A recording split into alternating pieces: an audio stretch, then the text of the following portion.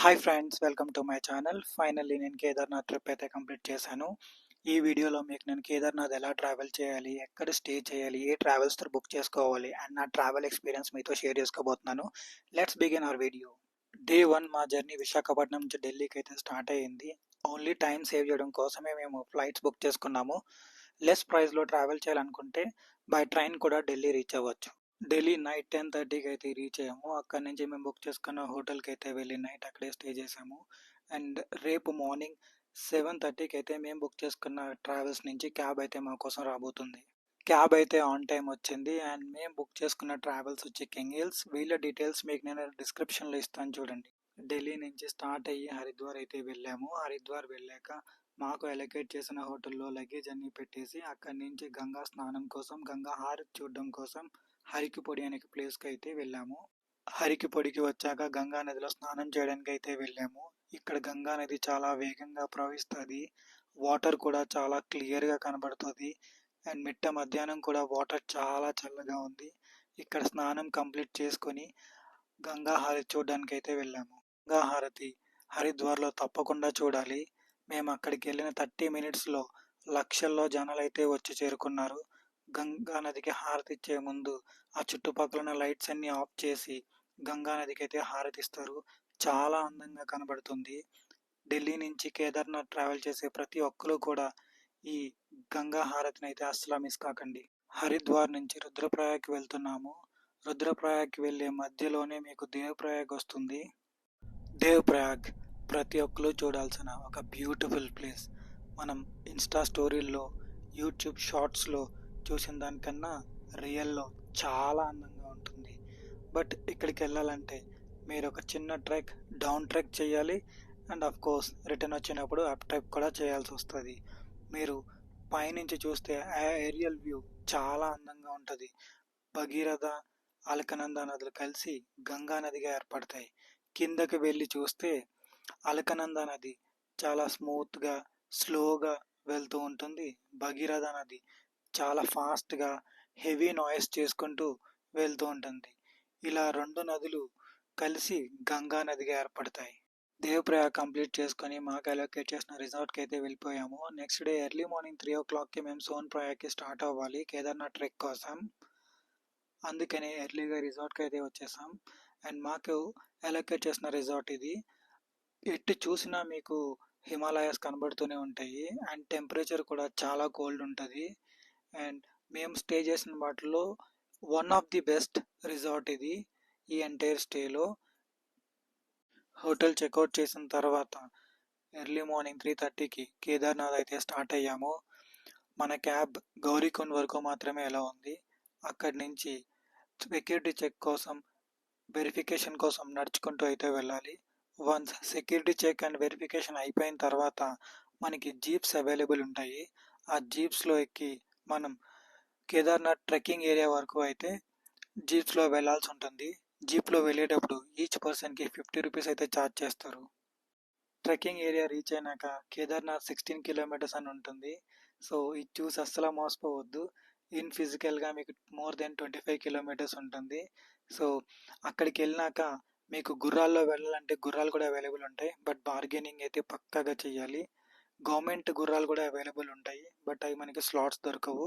So మిగిలినవన్నీ అయితే మీరు బార్గెనింగ్ పక్కా చేయాలి. లేదు, if you wanted to walk అనుకుంటే మాత్రం మీరు వాక్ చేసి కూడా పైకి వెళ్ళొచ్చు. ఇనీషియల్లీ మేము కూడా ఒక 7 కిలోమీటర్స్ వాక్ చేసాము. సో మా టీం 5 మెంబర్స్ ఆల్మోస్ట్ అందరూ డౌన్ అయ్యారు. After 7 kilometres of trekking finally మేము గుర్రాలు అయితే తీసుకున్నాము. సో మధ్యలో తీసుకున్నా సరే ఫుల్ ఛార్జ్ అయితే పక్కా చేస్తారు. But crazy experience. ఎటు చూసినా మంచు కొండలు, మధ్యలో మనం గుర్రం మీద వెళ్తుంటే ఒక డిఫరెంట్ ఎక్స్పీరియన్స్. ప్రతి ఒక్కరు ఇలాంటి ఎక్స్పీరియన్స్ అయితే ఫేస్ చేయాలి. చాలా బ్యూటిఫుల్గా ఉంటుంది. పైకి వెళ్ళే కొద్దీ ట్రెక్కింగ్ ఏరియాలో స్నో స్లైడ్స్, ఐస్ స్లైడ్స్ ఎక్కువ కనబడుతూ ఉంటాయి. బట్ ఎప్పటికప్పుడు workers and Indian army clear చేస్తూనే ఉంటారు. అండ్ ఇన్ఫ్యాక్ట్ వాళ్ళు ఎప్పటికప్పుడు కొత్త రూట్స్ క్రియేట్ చేస్తూనే ఉంటారు. అందుకే నేను ఇనీషియల్గా చెప్పాను కదా, 16 కిలోమీటర్స్ కేదార్నాథ్ ట్రెక్ అయితే కాదు, మోర్ దెన్ 25 కిలోమీటర్స్.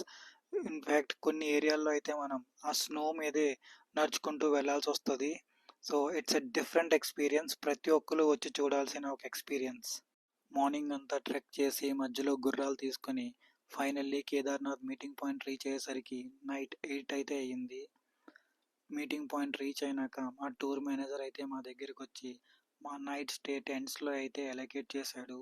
సో మేము నైట్ అంతా టెంట్స్లోనే స్టే చేసాము. అన్బేరబుల్ టెంపరేచర్, చాలా చలిగా అయితే ఉంది. ఆ చలిలోనే నైట్ అంతా స్టే చేసాము. నైట్ అంతా చలిలో వెయిట్ చేసి ఎర్లీ మార్నింగ్ 3:30కి అయితే దర్శనం కోసం లైన్లోకి వెళ్ళాము. ఎర్లీ మార్నింగ్ అవ్వడంతో రెగ్యులర్గా ఉండే క్రౌడ్ కన్నా చాలా తక్కువ క్రౌడ్ అయితే ఉన్నారు. లైన్లో మనం గుడి దగ్గరికి వెళ్ళే ముందర మన టికెట్ అయితే చెక్ చేసి తర్వాతే మనల్ని గుడి లోపలికైతే ఎలో చేస్తారు. ఫైనల్లీ విత్ ఆల్ హడిల్స్ మేమైతే కేదార్నాథుడి దర్శనం అయితే చేసుకున్నాము. ప్రతి ఒక్కరు కూడా లైఫ్లో ఒక్కసారైనా దర్శించుకోవాల్సిన గుడి ఇది. సో గుడి లోపల ఎలా ఉంటుందనే విజువల్స్ మీరు ఇప్పుడు ఈ వీడియోలో చూడొచ్చు.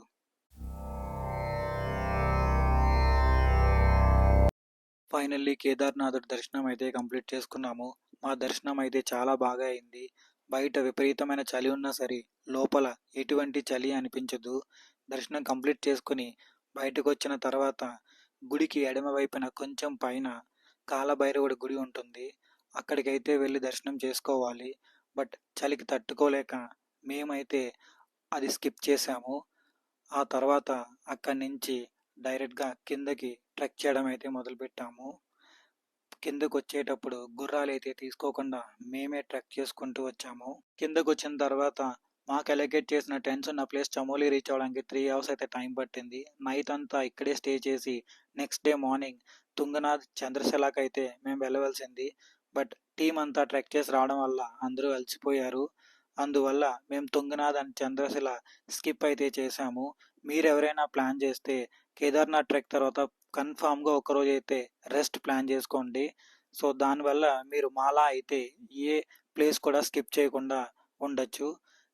మేము ఇక్కడే ఆఫ్టర్నూన్ వరకు టైం స్పెండ్ చేసి ఈ బ్యూటిఫుల్ విలేజ్ని అండ్ చుట్టుపక్కల ఉన్న విజువల్స్ని ఎంజాయ్ చేస్తూ ఇక్కడే టైం స్పెండ్ చేసాం.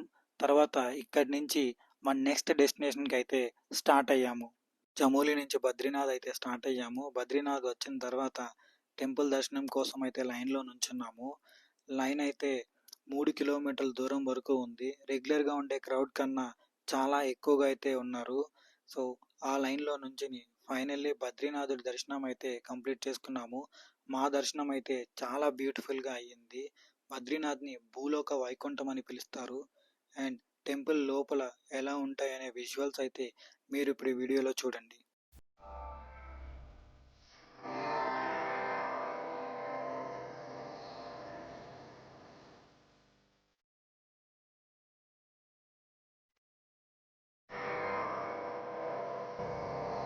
తర్వాత ఇండియా ఫస్ట్ విలేజ్ మానాకి అయితే రీచ్ అయ్యాము. బద్రీనాథ్ నుంచి 7 కిలోమీటర్ డిస్టెన్స్లో అయితే ఈ విలేజ్ ఉంటుంది. ఇండియా అండ్ చైనా బోర్డర్లో అనే విలేజ్ మనకు ఒక డిఫరెంట్ ఫీల్ని అయితే ఇస్తుంది. ఈ విలేజ్లోకి ఎంటర్ అవగానే మీరు ఏ ఇల్లు చూసినా మహాభారతం కోసమే పెయింటింగ్స్ చేసి ఉంటాయి. ఆ పెయింటింగ్స్ అన్నీ చూసుకుంటూ మేమైతే ఆ విలేజ్లోకి ఎంటర్ అయ్యాము. ఇక్కడుండే ప్రతి ఒక్కరు కూడా హ్యాండ్ మేడ్ వులెన్ వర్క్స్ చేస్తూ కనబడుతూ ఉంటారు. అవన్నీ చూసుకుంటూ మేమైతే ముందరికి వెళ్ళాము. విలేజ్లో ఉండే ప్రతి ఇమేజ్ కూడా మనకు ఒక డిఫరెంట్ స్టోరీని అయితే ఎక్స్ప్లెయిన్ చేస్తూ ఉంటాయి. అందులో మెజారిటీ అయితే మీకు మహాభారతం తర్వాత పాండవులు ఎటువైపు ప్రయాణించారనే ఒక ఇమేజ్ స్క్రిప్ట్ అయితే మీకు కనబడుతూ ఉంటుంది. సో ఇమేజ్ బై ఇమేజ్ మీరు దాన్ని చూడొచ్చు. ఇవన్నీ చూసుకుంటూ మేమైతే ఫైనల్లీ సరస్వతి నది దగ్గరికి అయితే చేరుకున్నాము. సరస్వతి నది పుట్టిన ప్లేస్ అయితే ఇదే. సరస్వతి నది ఇంకెక్కడా కూడా మనకి బయట కనబడదు. ఈ ఒక్క ప్లేస్లో మాత్రమే మనకి బయటకు కనబడుతూ ఉంటుంది. Finally Kedarnath and Badrinath 2 beautiful temples. చాలా హిస్టరీ కలిగిన ఈ టెంపుల్స్ని విజిట్ చేయడానికి చాలా మంది అయితే కలలు కంటారు.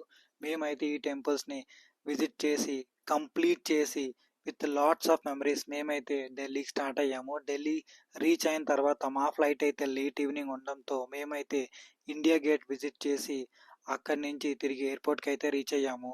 మా ఫ్లైట్ అయితే late evening Delhi to Vizag book చేసాము. ఫైనల్లీ మా ట్రిప్ అయితే చాలా హ్యాపీ నోట్తో ఎండ్ అయ్యింది. విత్ లాట్స్ ఆఫ్ మెమరీస్ మేమందరం వైజాగ్ రీచ్ అయ్యాము. మీలో కూడా ఎవరైనా కేదార్నాథ్ ట్రావెల్ చేయాలనుకుంటే నాకు కామెంట్ చేయండి. లెస్ బడ్జెట్‌లో ఎలా ట్రావెల్ చేయాలని చెప్పి నేను మీకైతే చెప్తాను. అండ్ మీకు నా వీడియో నచ్చినట్లయితే please subscribe my channel uncle 45.